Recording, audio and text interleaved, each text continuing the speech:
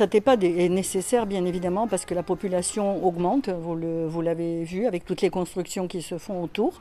La population vieillit bien entendu aussi. Il faut savoir aussi que nous conservons, c'est le CCAS qui conserve la gestion de cet EHPAD, c'est donc public. L'ancien, il a vécu, bien entendu, il a répondu à certains besoins à une époque. C'était d'ailleurs pas un EHPAD au départ, c'était un logement foyer. Le nouveau donc est un EHPAD, on va dire, de notre époque, c'est-à-dire avec que des chambres à un lit, répondant à toutes les normes en termes d'accès pour les personnes à mobilité réduite.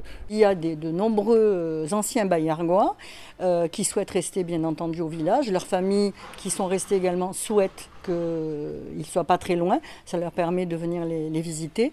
Mais nous avons également quand même, encore une fois, beaucoup de nouvelles personnes qui arrivent et qui des fois se disent finalement mon père, ma mère sera beaucoup mieux dans cet établissement proche de moi. C'est un superbe établissement, tout est moderne, tout est dans des couleurs douces, tout dans des matériaux sympathiques. Non, vraiment je pense qu'ils seront bien. C'est beau, hein?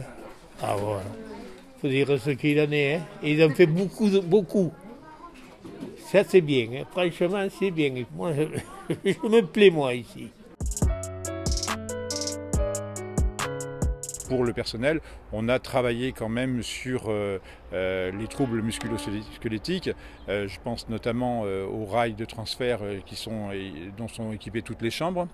Je pense aussi à un procédé un petit peu révolutionnaire qui va être acquis dans très peu de temps, qui s'appelle le drap de glisse électrique, qui permet au personnel de retourner les personnes sur leur lit grâce à un glissement du drap qui est guidé par un moteur situé dans les barrières de lit. Donc c'est un procédé danois qui est assez révolutionnaire.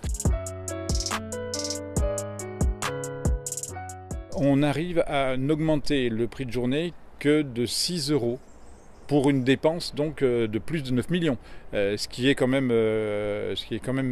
bon, un bel exploit. Ça représente une dépense mensuelle d'environ 1800 €. 1800 € sur le seul hébergement. C'est inférieur à la moyenne nationale, certes. Et surtout pour un établissement neuf. Cette résidence est maintenant dans un nouveau quartier. On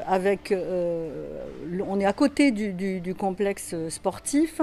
Il y a la maison des compagnons également qui est de ce côté. Prochainement, il y aura un nouveau groupe scolaire, puisque vous avez vu tous les bâtiments qui se font. Il y a un boulodrome, ça veut dire que c'est un nouveau lieu de vie.